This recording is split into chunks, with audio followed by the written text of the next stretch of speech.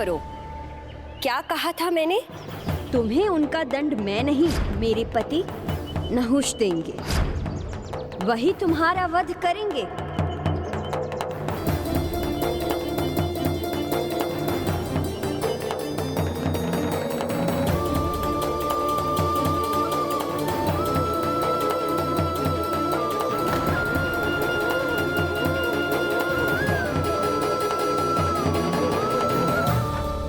और हुंड की मृत्यु के बाद पुत्री अशोक सुंदरी और नहुष का शुभ विवाह हुआ। विवाह के उपरांत नहुष और पुत्री अशोक सुंदरी की अनेकों प्रतापी संतानें हुई। नहुष को प्रजापति राजा की पदवी प्राप्त हुई। पुत्री अशोक सुंदरी चारों ओर प्रसन्नता का विस्तार करने का अपना धर्म निभाती रही, जिसकी सभी पूजा करने लगे और जिसे देवी का स्थान प्राप्त हुआ। अपने भ्राता का प्रणाम स्वीकार कीजिए दीदी। माता। हाँ पुत्र, मुझे ज्ञात है कि अभी तुम्हारी जिज्ञासा शांत नहीं हुई। अब तुम अपनी बहन ज्योति के बारे में जानना चाहते हो।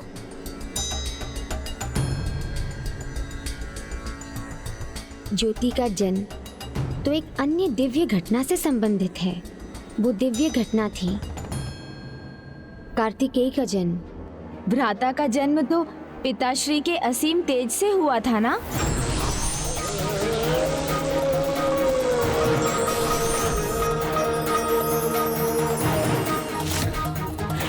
हाँ पुत्र, और उसी ऊर्जा के एक अंश से पुत्री ज्योति का जन्म हुआ।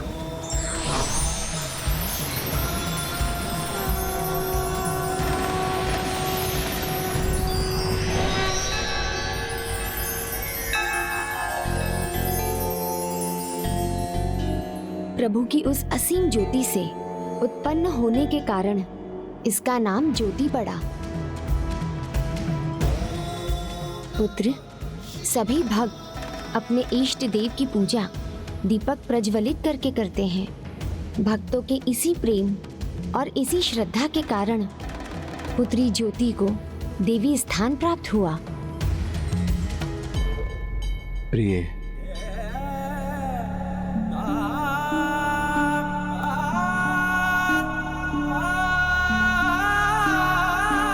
पुत्री ज्योति देवी ही नहीं, उससे कहीं अधिक है।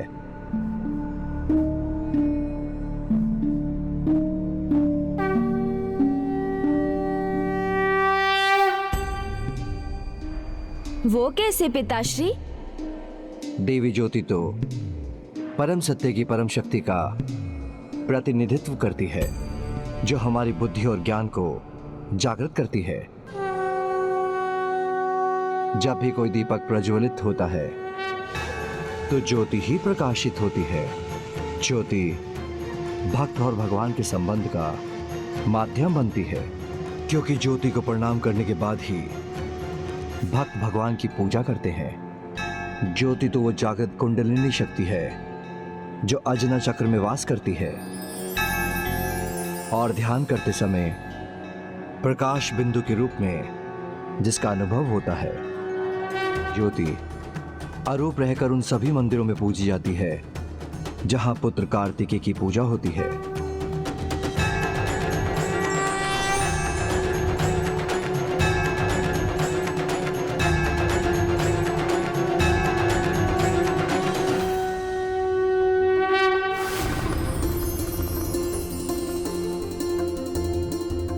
दीदी ज्योति, आपके इस अद्भुत रूप के दर्शन कर हम धन्य हुए।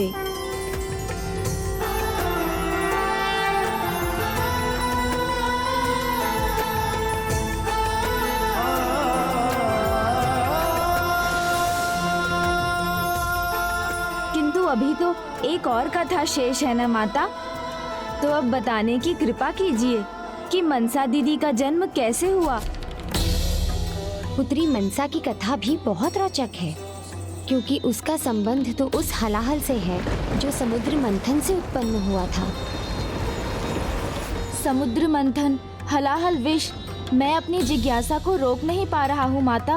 कृपया विस्तार से बताइए ना। पुत्र, सर्वज्ञात है। सागर मंथन से संसार को 14 दुर्लभ रत्न प्राप्त हुए, किंतु ये रत्न इतनी सरलता से प्राप्त नहीं हुए। उन्हें प्राप्त करने से पहले संसार को मंथन से एक भयंकर संकट का सामना करना पड़ा, जो अपने प्रभाव से संपूर्ण सृष्टि को लील जाने वाला था। वो था हलाहल।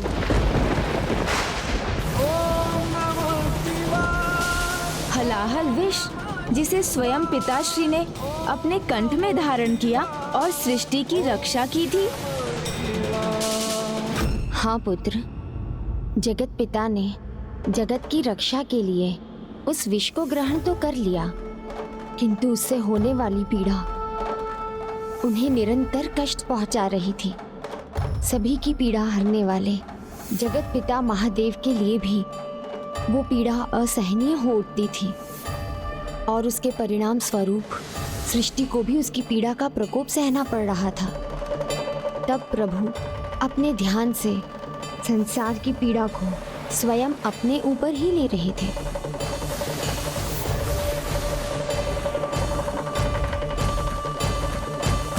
जगत का कल्याण तो हो गया, किंतु महादेव की पीड़ा का किसी को अनुमान नहीं था, और नहीं इसका उपाय किसी के पास था। किंतु महर्षि कश्यप प्रभु की पीड़ा को समझ गए, और उन्होंने उसे दूर करने के लिए एक यज्ञ का आयोजन भी किया। भगवान और भक्त एक दूसरे के पूरक हैं। भगवान भक्त के कष्ट को, और सच्चा भक्त भगवान के कष्ट को समझ सकता है। महान भक्त ऋषि कश्यप को भगवान की पीड़ा का आभास हो गया था, और तब उन्होंने भगवान की पीड़ा हरने का संकल्प लिया, जिसके लिए वो मानसिक कल्पना करने लगे, और उनकी कल्पना मूर्त रूप लेने लगी।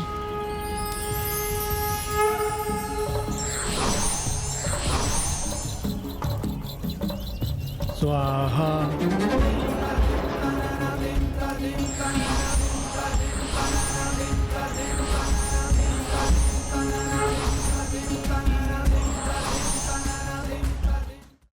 जब ऋषि कश्यप का यज्ञ अपने चरम पर पहुंच रहा था, तो उनके मानस की कल्पना भी अपनी पूर्णता प्राप्त कर रही थी, और दूसरी ओर वो घटनाक्रम भी घटित हो रहा था, जिनके परिणाम स्वरूप कार्तिकेय का जन्म होने वाला था। प्रभु के उस तेज से पुत्र कार्तिकेय का जन्म तो हुआ ही था, किंतु उसके एक अंश का प्रवेश उस प्रतिमा में भी हुआ, जो ऋषि कश्यप की मानस कल्पना से उत्पन्न हुई थी।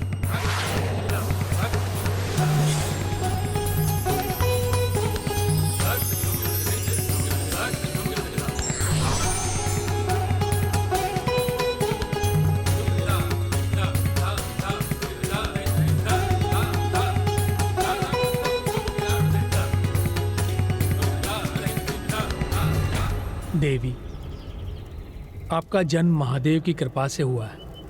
हे ऋषिवर, किंतु मैं कौन हूँ और मेरा जन्म किस उद्देश्य से हुआ है? आपका जन्म महादेव के तेज से हुआ है, इसलिए आप महादेव की पुत्री हैं, और उनकी कृपा से आप मेरे मानस की कल्पना का मूर्त रूप है। इसीलिए आपका नाम है मनसा। मनसा। हे ऋषिवर, मुझे मेरा नाम देने के लिए कोटि कोटि धन्यवाद। और अब आप मुझे मेरे जन्म का उद्देश्य बताने की और मार्गदर्शन करने की कृपा कीजिए।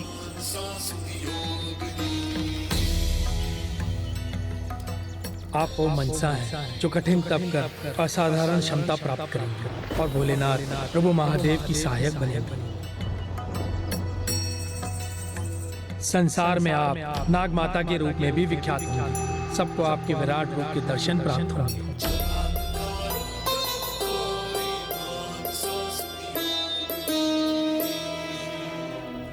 देवी, आपके जीवन में आने वाले महान उद्देश्य आपको महान और अद्भुत बनाएंगे, जिनका ज्ञान समय आने पर आपको स्वयं होता जाएगा।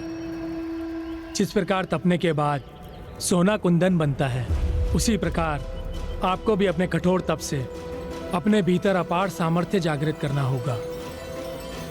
तप ही एकमात्र साधन है जो आपको आपके उद्देश्य के निकट लेकर जाएगा। किंतु आपका अंतिम उद्देश्य आपको एक लंबी यात्रा के बाद ही प्राप्त होगा।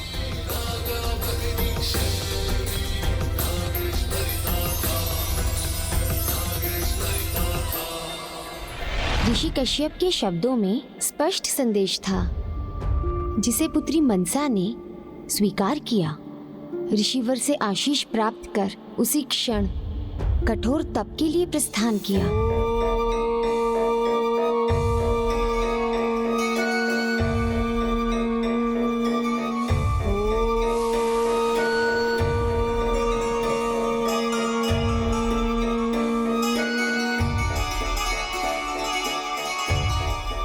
और फिर शीघ्र वो समय भी आ गया जब पुत्री मनसा को उसके तप का फल भी मिला। स्वयं स्वामी प्रभु महादेव उनके तप स्थल पर पहुंचे।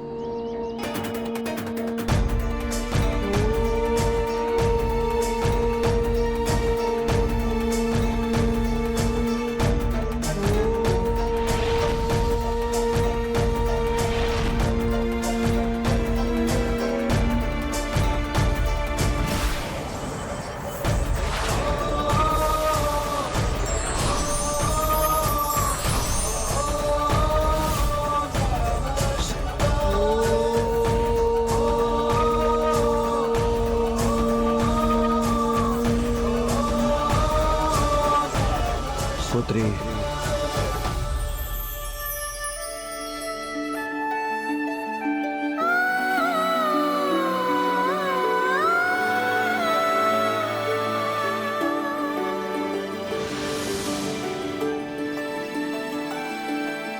आपका जन्म महादेव के तेज से हुआ, इसीलिए आप महादेव की पुत्री हैं।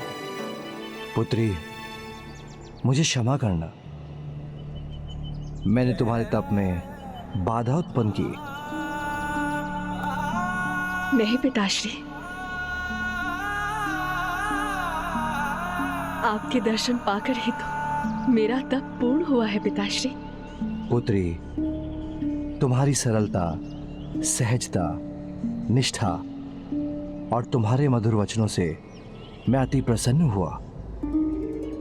तुम्हें यहाँ नहीं, तुम्हें अपने पिताश्री के साथ कैलाश में होना चाहिए। क्या तुम मेरे साथ कैलाश चलोगे?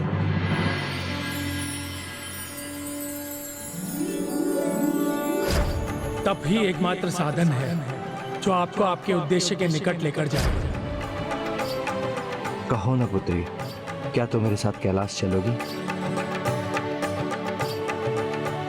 माता पिता के स्नेह से पूर्ण, उनकी छत्र छाया से बढ़कर एक संतान के लिए और कुछ भी नहीं है पिताश्री। आपके और माता पार्वती के साथ कैलाश पर निवास करना मेरे लिए केवल सौभाग्य ही नहीं, अपितु परम वरदान होगा पिताश्री।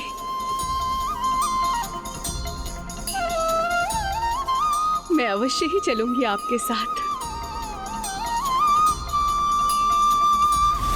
फिर तो कैलाश में दीदी मनसा का स्वागत बहुत धूमधाम से हुआ होगा ना? नहीं,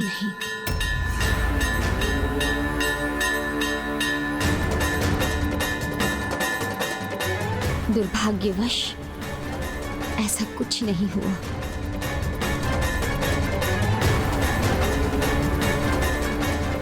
क्यों माँ? ऐसा क्यों नहीं हुआ?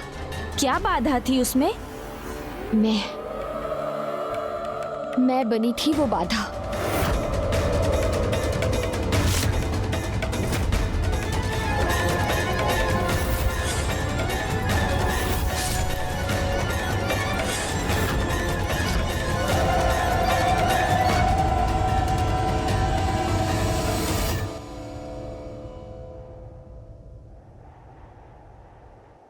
आओ पुत्री, कैलाश में प्रवेश करो।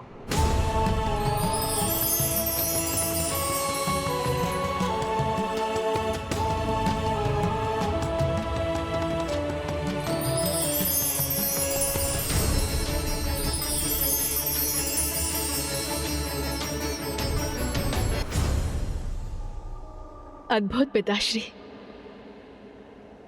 सर्वथा अद्भुत। पुत्री, आज से कैलाश ही तुम्हारा निवास है। तुम्हारी माँ पार्वती अभी पूजा में व्यस्त होंगी और ये मेरे ध्यान का समय है। तब तक तुम भी समय का सदुपयोग करो। कैलाश का भ्रमण कर यहाँ से परिचित हो जाओ। उनकी पूजा और मेरे ध्यान के संपन्न होने पर मैं तुम्हारा परिचय कैलाश के अन्य वासियों से और तुम्हारी माता से कराऊंगा। आप निश्चिंत रहे पिताश्री, मैं माँ को देखते ही पहचान लूंगी।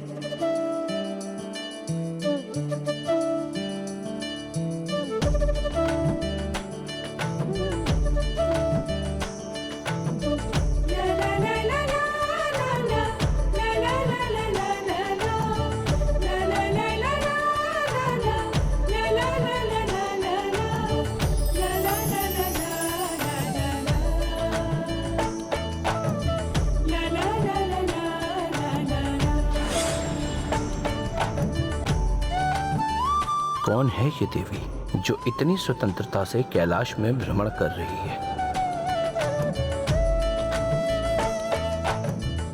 उस दिशा से कितनी पावन ऊर्जा का प्रवाह हो रहा है।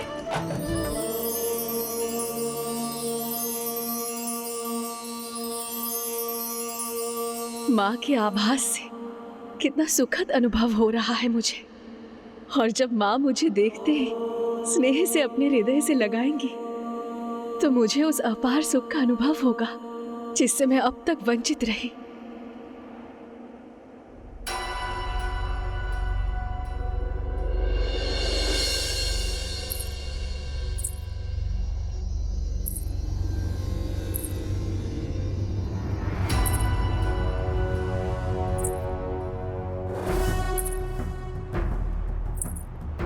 कौन है यहाँ?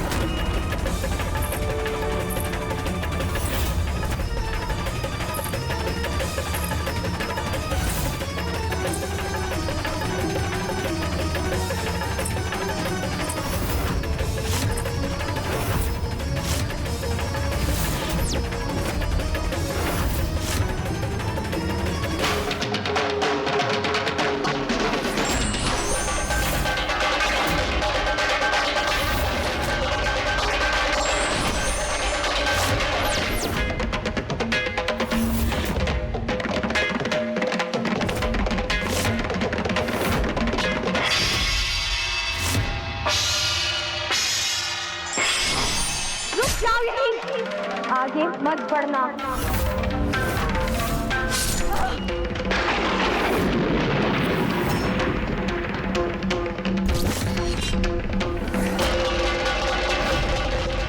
कौन हो तुम जिसने कैलाश में मेरी आज्ञा टालने का, अपनी मनमानी करने का दुस्साहस किया है?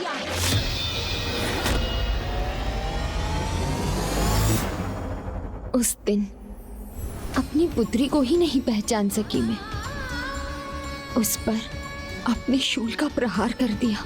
माता, आपको दीदी का परिचय ज्ञात नहीं था, अतः एक अपरिचित को कैलाश में देखकर कैलाश की सुरक्षा हेतु ही आपने ऐसा किया होगा ना? हाँ पुत्र, किंतु उसके निरुत्तर रहने पर मैं तो अपनी पुत्री को और भी आहत करने के लिए तैयार थी।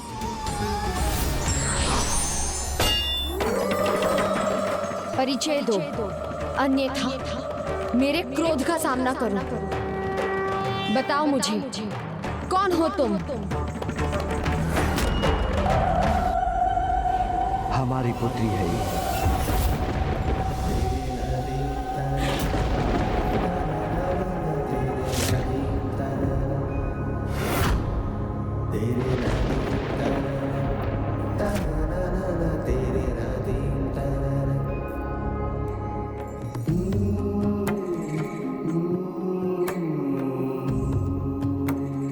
हमारी पुत्री? हाँ प्रिय, ये हमारी ही पुत्री है।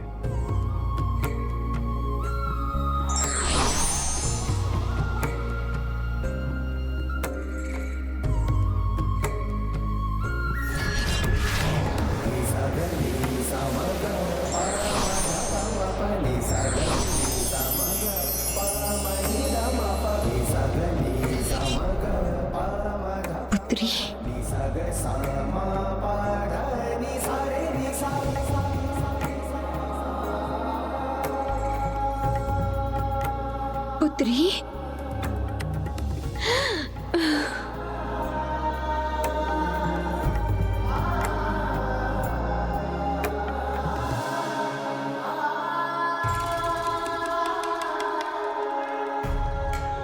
पुत्री, मैंने तुम्हें पहचाना नहीं पुत्री, मुझे क्षमा कर दो।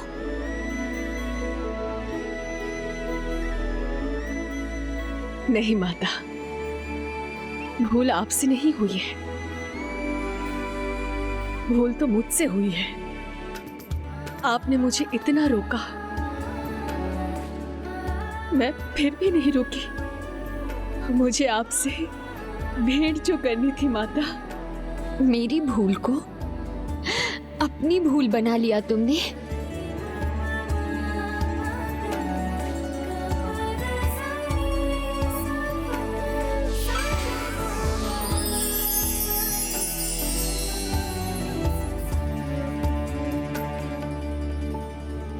आपने मुझे पुत्री के रूप में स्वीकार कर लिया, ये तो मेरे लिए परम हर्ष और सुख का कारण है। आप दोनों की स्नेह वर्षा से आनंदित हूं। आप दोनों की सेवा करूंगी और अपना जीवन धन्य करूंगी। ये मेरा अधिकार है माँ। आप मुझे अपनी सेवा करने से नहीं रोकेंगी। आज का ये दिन सबसे सुखद दिन है। मैं तो बस यही कामना करती हूँ माता कि मैं इसी प्रकार आप दोनों की छत्र छाया में रहूं। आपकी इस पुत्री को और कुछ नहीं चाहिए माता, और कुछ भी नहीं। पुत्री, अब तुम यहाँ पहुँच गई हो, अब तुम सदैव यहीं रहोगी, हमारे साथ। उस दिन से पुत्री मनसा हमारे साथ कैलाश में ही वास करने लगी। अपनी माता पिता की सेवा को ही उसने अपना धर्म मान लिया।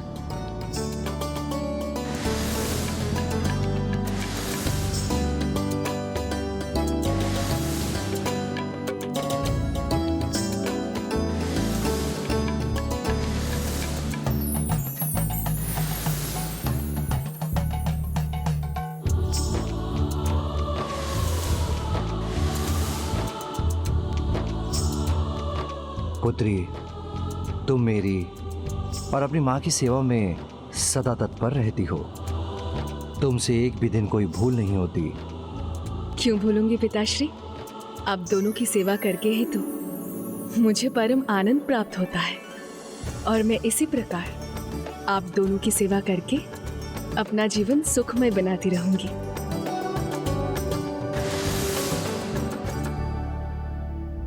तुम्हारे भाग्य में अधिक समय सुख नहीं मेरी पुत्री, इस बात का मुझे दुख है।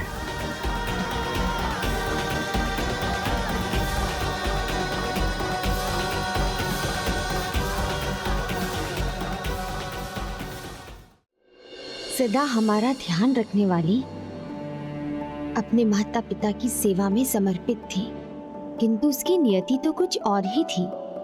क्या माता, ऐसा क्या करना था दीदी मनसा को? एक बार वो मेरे केश में तेल लगाने आई। माँ, मैं आपके केश में तेल लगाने आई हूँ। आज तुम अपनी माँ की सेवा नहीं, आज तुम्हारी माँ तुम्हारी सेवा करेगी। लाओ, माँ? इसे मुझे दो और तुम स्वयं आकर बैठो।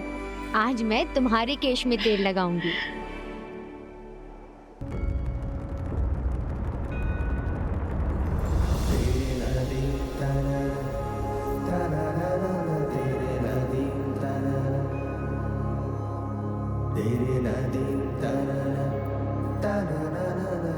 माँ, अब से तो मैं आप ही से केश में तेल लगवाया करूंगी। ये तो बहुत ही सुखमय अनुभूति है। पुत्री, एक माँ के लिए इससे अधिक सुख की बात और क्या होगी कि वो अपनी पुत्री का दुलार करे। और मैं तो तुम्हें सदैव प्रसन्न देखना चाहती हूँ पुत्री।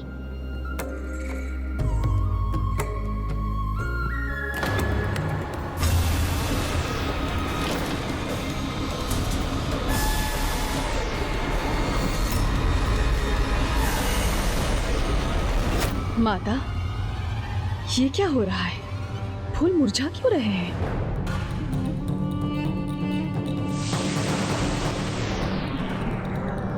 पुत्री, ये सब तुम्हारे पिता की पीड़ा का प्रभाव है, जिससे ये सब संकट उत्पन्न हो रहा है।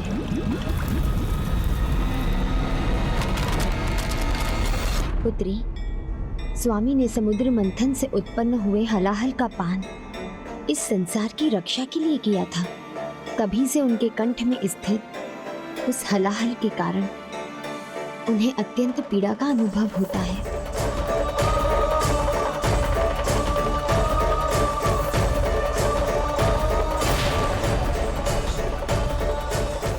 और उन्होंने संसार की पीड़ा तो हर ली, किंतु उनकी पीड़ा कोई नहीं हर सका।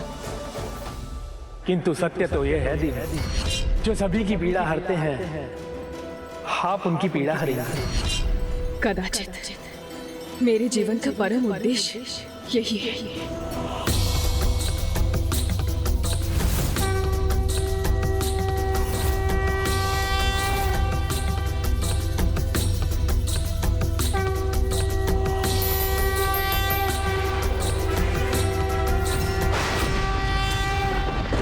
पुत्री, मनसा,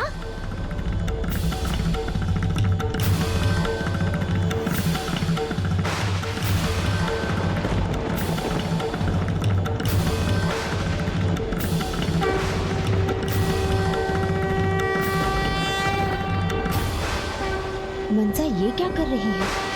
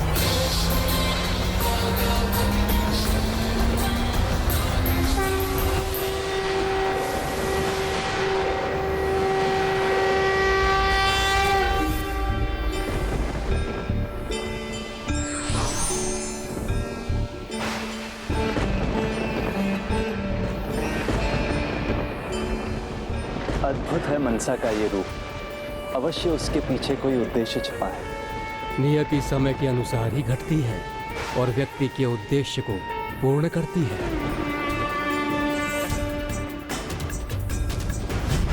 असंभव को संभव किया है मनसा ने। हलाहल के विषैले प्रभाव को दूर कर मनसा ने उसे महादेव के लिए सहनीय बना दिया है।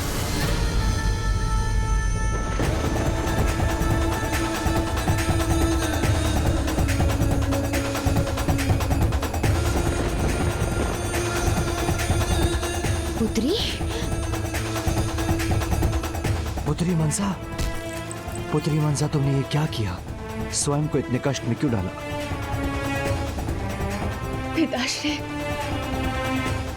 संतान कोई भी हो, उसका परम कर्तव्य और धर्म माता पिता का कष्ट दूर करना होता है।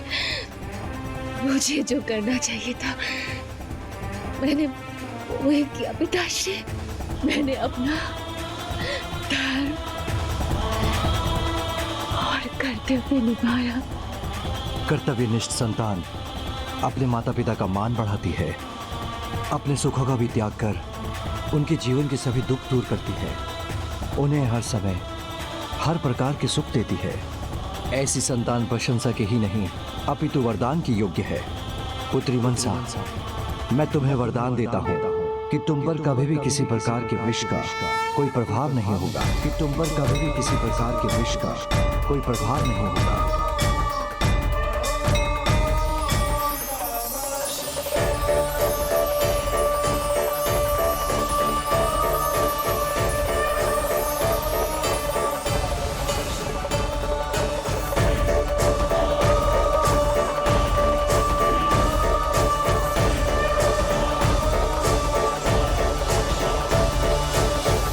जो सभी की पीड़ा हरते हैं, तुमने उनकी पीड़ा हर संसार के सामने अत्यंत श्रेष्ठ उदाहरण प्रस्तुत किया है पुत्री। ऐसे विष को ग्रहण किया है आपने जिसे समस्त संसार में एकमात्र देवाधिदेव महादेव ही ग्रहण कर सके हैं। इसलिए आज से आप विषहरी के नाम से भी जानी जाएंगे। जिस पर आपकी कृपा दृष्टि होगी वो सभी प्रकार के विष के प्रभाव से मुक्त होगा। हे ब्रह्मदेव, हे श्री हरिनारायण, आपके वरदानों के लिए कोटि कोटि धन्यवाद। किंतु मैंने तो केवल अपना कर्तव्य निभाया है, जिसके लिए मैंने कोई भी वरदान पाने की अपेक्षा नहीं की थी। पुत्री, अपने पिता के प्रति ऐसा अपार प्रेम, ऐसी निष्ठा अत्यंत दुर्लभ है। निस्वार्थ भाव से अपना सर्वस्व, यहाँ तक कि अपने प्राणों को त्याग करने को तत्पर रहने वाली पुत्री तो सभी वरदानों के अधिकारी है, किंतु तुम्हें एक अधिकार से वंचित रहना होगा।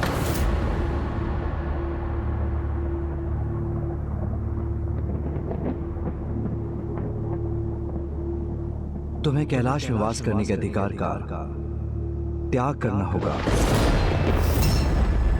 तुम्हें यहां से जाना होगा।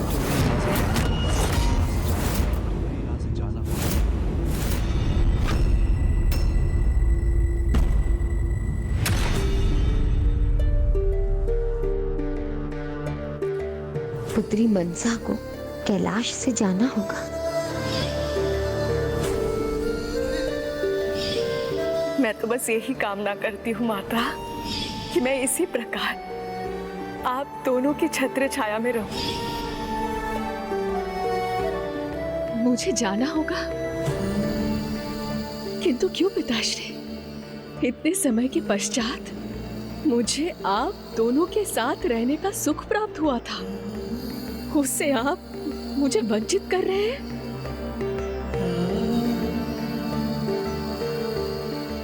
बताइए ना पिताश्री। अब तुम यहाँ पहुँच गई हो, अब तुम सदैव यही रहोगी हमारे साथ। माता आप ही बताइए ना। आपने तो कहा था ना कि मैं सदैव आप दोनों के छत्र छाया में रहूंगी। यदि मुझसे कोई भूल हुई है माता, तो मुझे क्षमा कर दीजिए, मुझे क्षमा कर दीजिए माता। किंतु कृपया मुझे आप दोनों से दूर जाने का आदेश मत दीजिए।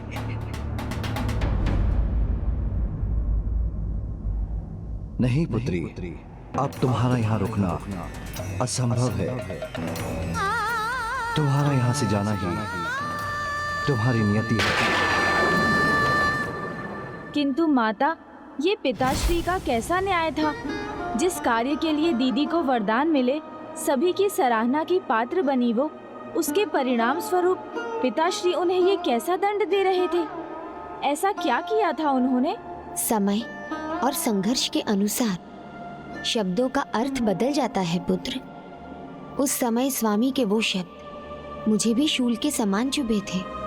मुझे भी कुछ उचित नहीं लगा था, किंतु वो एक पिता हैं और संतान का उचित मार्गदर्शन पिता का परम धर्म होता है, तो स्वामी भी अपना धर्म निभा रहे थे। नहीं पुत्री, ना ही ये तुम्हारा दोष है, ना ही ये कोई दंड। हम ये जानते हैं कि पुत्री की निष्ठा और सेवा पुत्र से कहीं अधिक होती है।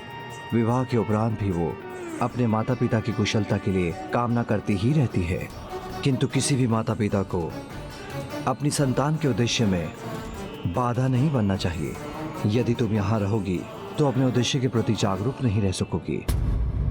इसीलिए तुम्हें जाकर अपना तप पुनः आरंभ करना होगा, तभी तुम्हें तुम्हारे जीवन के अगले उद्देश्य का मार्ग दिखाई देगा।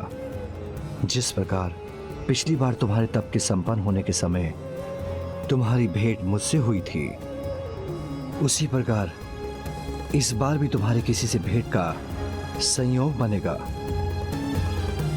जो तुम्हारे जीवन के लिए अत्यंत महत्वपूर्ण होगा, विशेष होगा।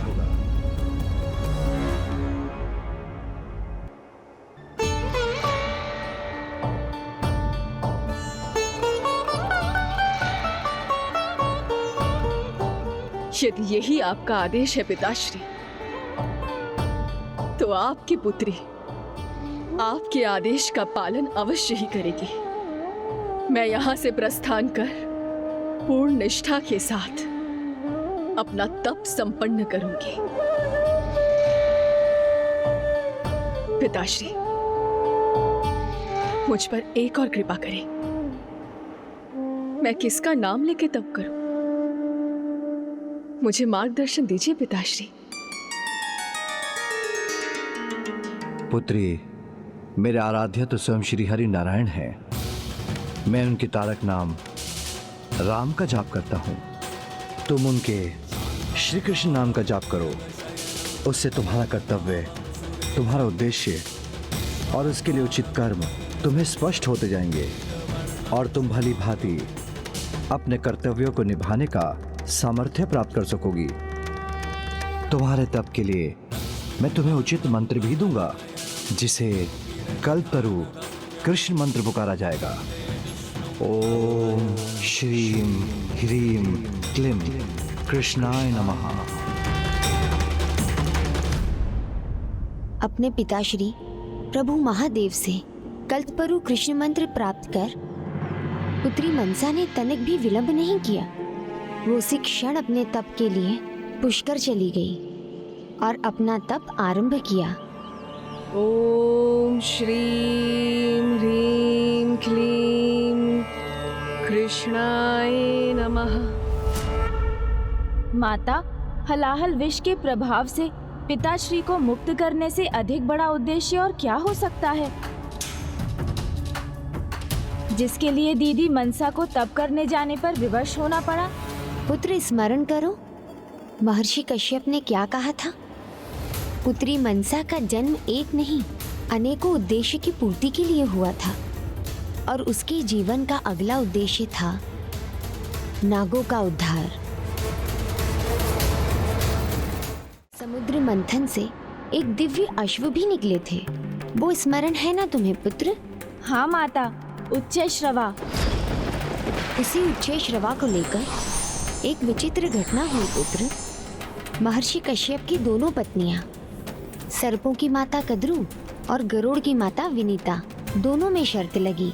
देवी कद्रू का मानना था कि उच्चैश्रवा अश्व की पूंछ काली थी और देवी विनीता के अनुसार उजली, और इस विवाद के कारण उन दोनों ने एक शर्त लगा ली। देवी विनीता, उच्चैश्रवा अश्व को लौटने दीजिए, फिर आपको मेरी सेविका बनने पर विवश होना ही पड़ेगा। सेविका तो आपको बनना होगा, क्योंकि जो मुझे ज्ञात है वही सत्य प्रमाणित होगा। किंतु शीघ्र देवी कद्रू को आभास हुआ कि उनकी दृष्टि से भूल हुई कि अश्व उच्चैश्रवा की पूंछ उजली ही थी, तो स्वयं को देवी विनीता की सेविका बनने के अपमान से बचाने के लिए उन्होंने अपने सभी पुत्रों यानी नागों को एकत्रित कर एक अनोखा आदेश दिया।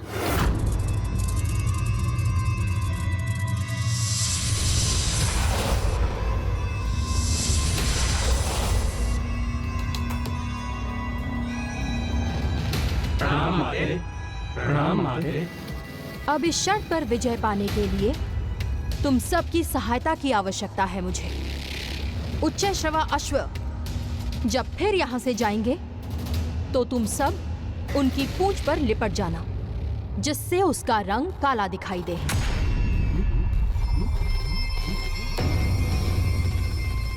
किंतु माँ, क्या ये उचित होगा?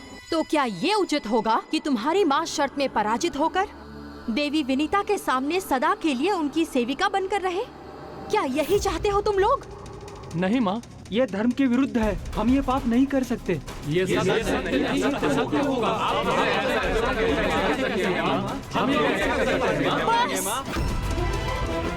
शांत हो जाओ तुम सब। अपनी माँ का आदेश मानने के स्थान पर उनसे प्रश्न कर रहे हो? ऐसे पुत्रों से तो पुत्र ना ही हो तो ही अच्छा है। मैं तुम्हें श्राप देती हूँ। पांडवों के वंशज महाराज परीक्षित के पुत्र महाराज जन्मेजय सर्प यज्ञ करेंगे। उस यज्ञ अग्नि में गिरकर तुम सबका अंत होगा।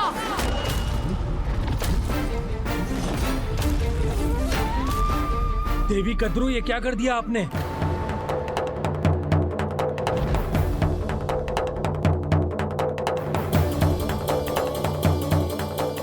देवी, क्रोध एक ऐसा श्राप है जो मनुष्य स्वयं को देता है, और आपने अपने क्रोध के आवेश में अपने पुत्रों के वंश के नष्ट होने का ही श्राप दे दिया।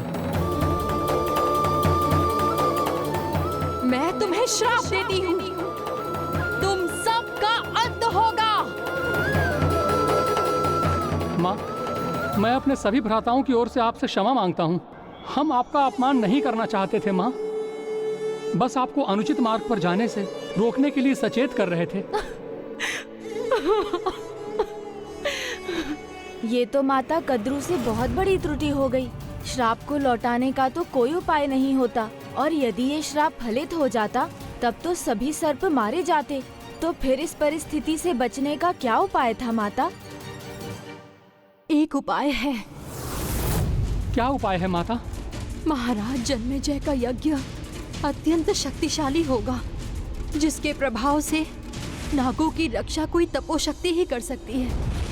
इसके लिए कोई तपस्वी कन्या जिस पर किसी भी प्रकार के विष का कोई प्रभाव ना हो, वो ब्रह्मचारी ऋषि से विवाह कर एक दिव्य संतान प्राप्त करे, तो वही दिव्य संतान महाराज जन्मेजय के यज्ञ के प्रभाव से मेरे पुत्रों नागों की रक्षा कर सकेंगी।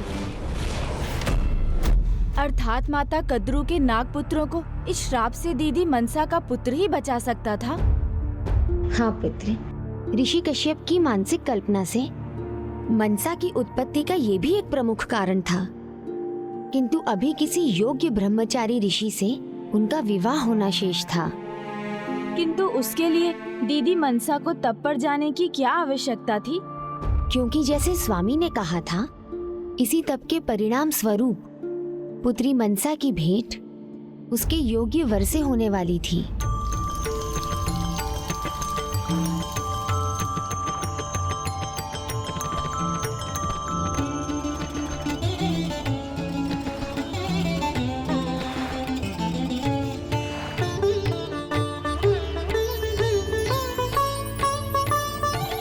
ओम श्रीं ह्रीं क्लीं कृष्णाय नमः। ओम श्रीं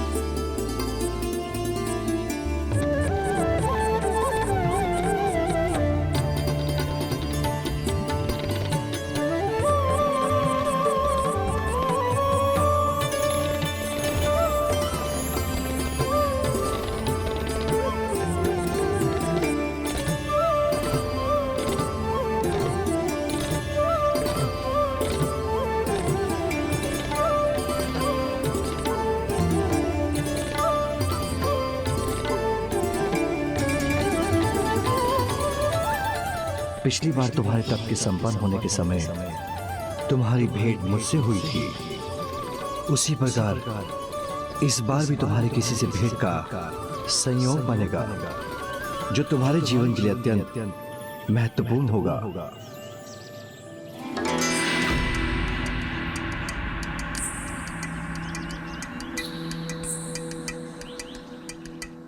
स्वामी, क्या यही वो ब्रह्मचारी ऋषि हैं जिनसे पुत्री मनसा का विवाह होगा?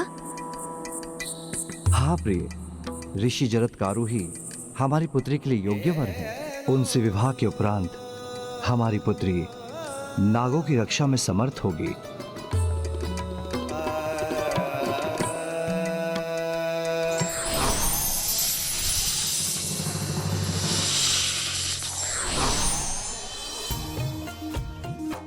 प्रणाम प्रभु महादेव।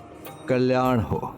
प्रभु, नागवंश के उद्धार हेतु मुझे देवी मनसा का विवाह प्रस्ताव लेकर ऋषि जरत्कारु के पास जाने की अनुमति दीजिए। वो आपकी पुत्री हैं। ये ज्ञात होने पर ऋषिवर इस प्रस्ताव को सहर्ष स्वीकार कर लेंगे। ये तो सर्वथा उचित होगा। पुत्री मनसा के ज्येष्ठ के रूप में आप उसके विवाह का प्रस्ताव लेकर अवश्य जाएं। माँ, स्वयं नागराज वासुकी दीदी मनसा का विवाह प्रस्ताव लेकर गए। तब तो प्रस्ताव सुनते ही ऋषिवर ने विवाह के लिए अपनी सहमति दे दी होगी ना? हे ऋषिवर, मेरी बहन मनसा एक श्रेष्ठ तपस्विनी हैं। महादेव एवं देवी पार्वती की पुत्री हैं। उन्होंने महादेव की पीड़ा हरी है, जिसके लिए ब्रह्मदेव ने विष हरि का नाम दिया है उन्हें।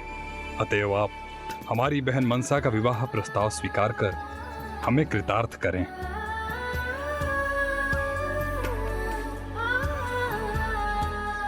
हे नागराज वासुकी जी, मैं ऋषि हूं।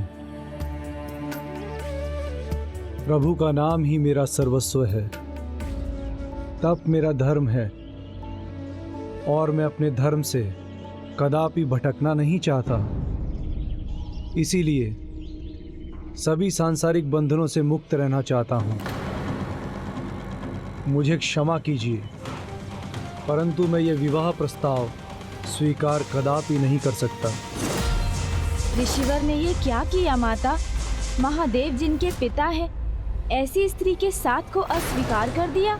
और पिताश्री ने तो ये स्पष्ट कहा था कि यदि ऋषि जगत्कारु ने दीदी मनसा से विवाह किया तो ही नागों को उनके विनाश से बचाया जा सकेगा। हाँ पुत्र, ऋषि जरत्कारु ने ये जानते हुए भी विवाह का प्रस्ताव अस्वीकार कर दिया और पुत्री मनसा को ये ज्ञात हो गया था।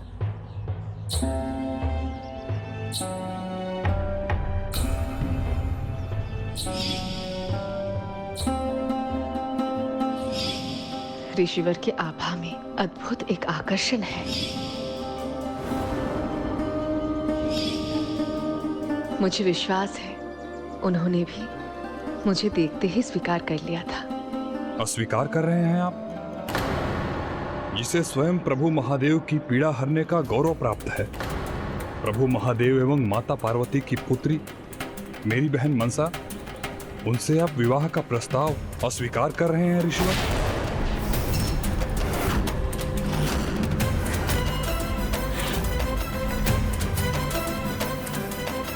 क्या ये सत्य नहीं? जब आपने उन्हें प्रभु श्री कृष्ण की आराधना करते हुए देखा था तो आप उनसे आकर्षित हुए थे।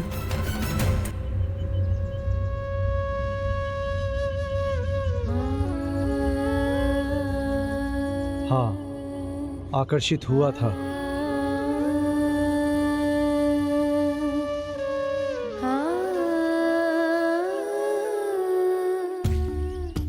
उनकी भक्ति से, उनकी आध्यात्मिक शक्ति से, उनके मधुर मंत्रोच्चारण से,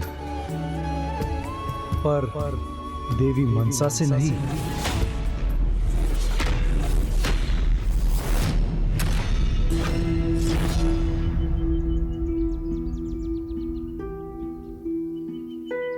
तो क्या ऋषिवर के मन के भाव को समझने में मुझसे ही कोई भूल हुई?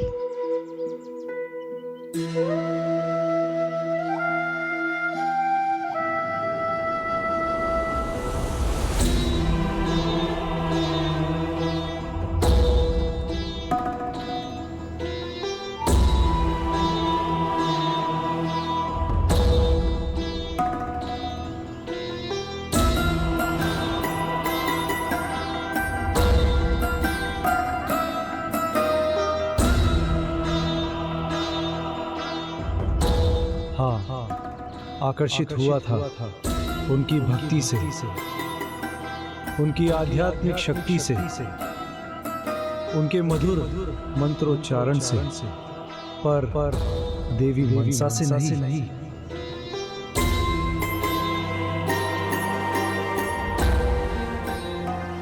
नहीं, मैं कदापि दुखी नहीं होंगी।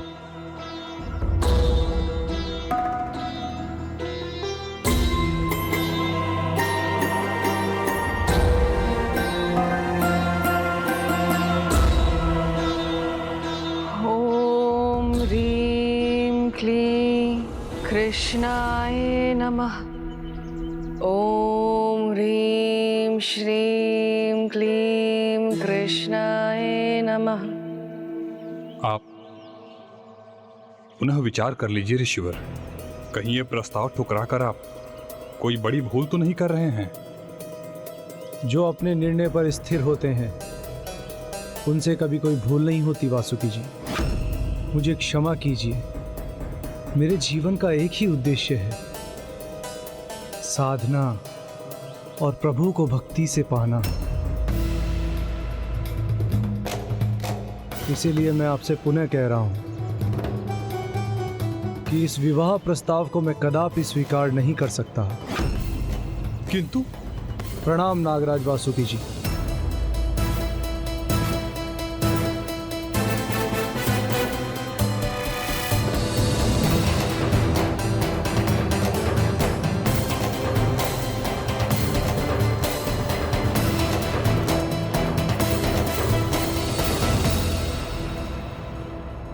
प्रभु, अब आपका ही आसरा है, मेरा मार्गदर्शन कीजिए। ऋषि जरत्कारु ने तो विवाह प्रस्ताव ठुकराकर मेरा मनोबल तोड़ दिया है। निराशा ने घेर लिया है मुझे प्रभु। हे प्रभु, मुझे तो विवाह की मंगल धुन के स्थान पर संपूर्ण नागवंश के विनाश का स्वर सुनाई दे रहा है। हे भुजगेंद्र हारम, यदि अब भी कुछ नहीं हुआ तो आपके इस भुजंग भूषण का विनाश भी तय है।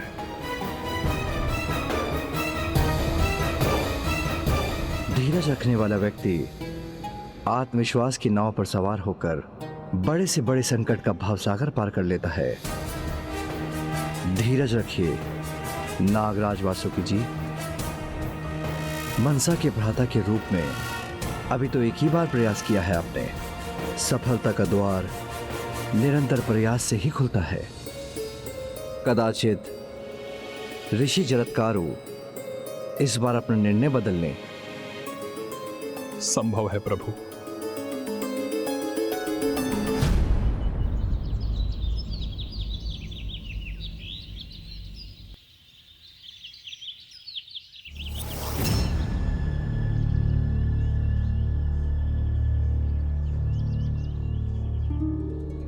ये मैं कहां आ गया? ये क्या स्थान है? पुत्र पुत्र पौत्र परपौत्र। ये स्वर तो जाने पहचाने लग रहे हैं, जैसे पितामह और पिताजी मुझे पुकार रहे हैं, मुझसे कुछ कहना चाह रहे हैं, किंतु ये स्वर आ कहां से रहे हैं? परपौत्र परपौत्र पुत्र पुत्र पुत्र पुत्र परपौत्र पौत्र।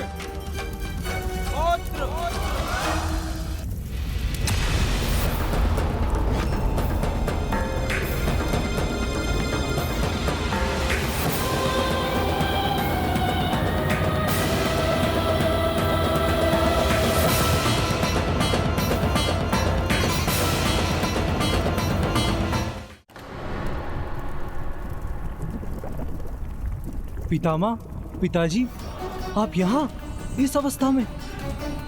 पाताल लोक और स्वर्ग लोक के बीच इस तरह अधर में क्यों लटके हैं? देख रहे हो पुत्र हमारी दुर्दशा, इस डाल के सहारे टिके हुए हैं हम।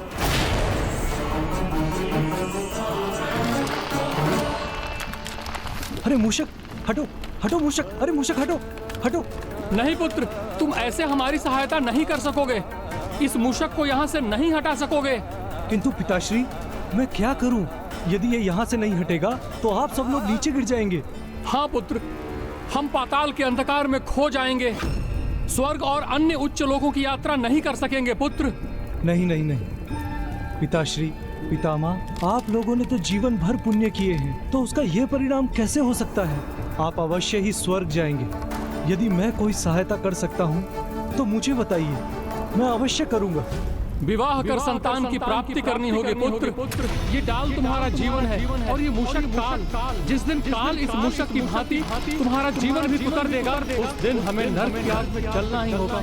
मात्र तुम्हारा विवाह ही अब हमें नर्क में जाने से रोक सकता है पुत्र। नहीं नहीं, मैं अपने तप से नहीं भटक सकता, विवाह नहीं कर सकता, किंतु अपने पूर्वजों को इस अवस्था में भी नहीं देख सकता।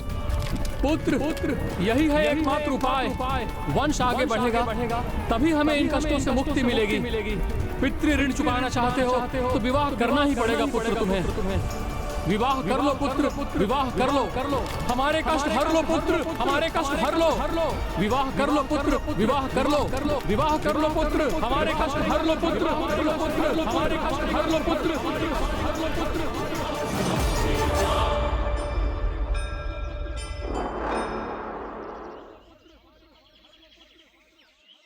आप कुशल तो हैं न ऋषिवर?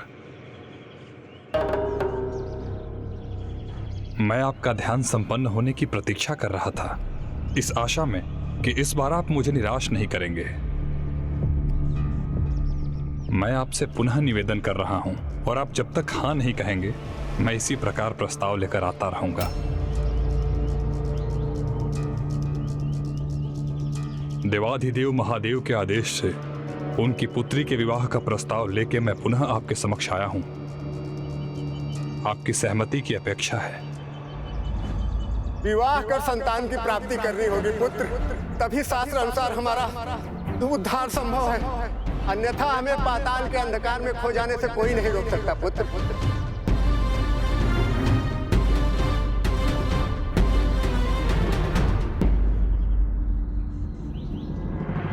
उचित है, मैं विवाह के लिए तैयार हूँ, मैं विवाह के लिए तैयार हूँ। मैं धन्य हो गया ऋषिवर। आपके इस निर्णय ने नागवंश को बहुत बड़े संकट से उबार लिया। बहुत बड़ा उपकार किया है आपने हम पर। मैं जाकर अभी ये शुभ समाचार माता पार्वती और बहन मनसा को सुनाता हूँ। रुकिए नागराज वासुकी जी,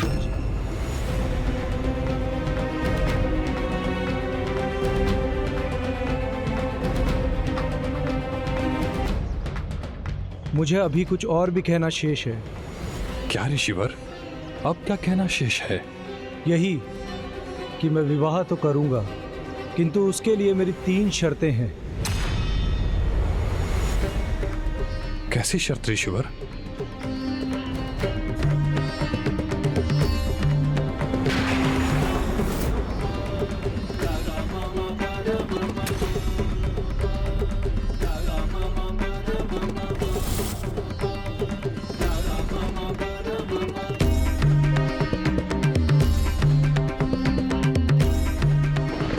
ये कैसी शर्तें रख दी आपने?